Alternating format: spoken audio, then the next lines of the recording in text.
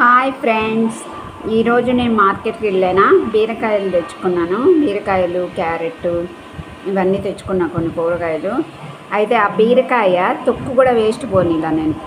బీరకాయతో పప్పు చేస్తామా, పైన తొక్కు అనవసరంగా పడేస్తామా? ఆ తొక్కు పడేయకుండా ఆ తొక్కు 2 టమాటాలు, ఒక అరకిలో బీరకాయలు తెచ్చా. 2 టమాటాలు, అరకిలో బీరకాయలకి తీయంగా వచ్చిన చెక్కు, ఆ తర్వాత పచ్చిమిరపకాయలు ఒక 10-15 మీ కారాన్ని బట్టి వేసుకోండి. మినిమం 12 అయినా పడతాయి. 12 పచ్చిమిరపకాయలు, అంత చింతపండు, నిమ్మకాయ అంత, చిన్న నిమ్మకాయ అంత చింతపండు వేసి, నువ్వులు కూడా వేసి, పల్లీలు నువ్వులు వేయించుకొని ఆ 2 పొడి చేసుకొని, ఆ తర్వాత ఈ బీరకాయ తొక్కు, టమాటా, పచ్చిమిరపకాయ, పచ్చి కొబ్బరి అన్నీ వేసి తిప్పండి.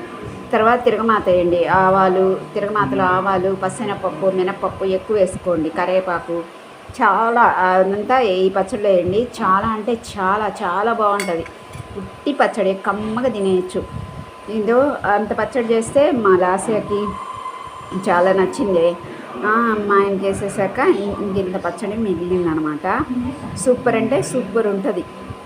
ఎవరికైనా తెలియని వాళ్ళకి ఇది, తెలిసిన వాళ్ళు ఇగ్నోర్ చేయండి. తెలియని వాళ్ళు మాత్రం బీరకాయ తొక్కును కూడా వేస్ట్ చేయకుండా చేసుకోండి. బీరకాయ తొక్కులో మంచి న్యూట్రియంట్స్ ఉన్నాయి, మంచి ఫైబర్ ఉంది, అది బాడీకి పోద్ది.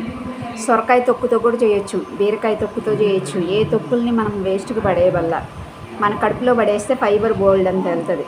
ఉంటాను ఫ్రెండ్స్, థ్యాంక్ యూ, బాయ్.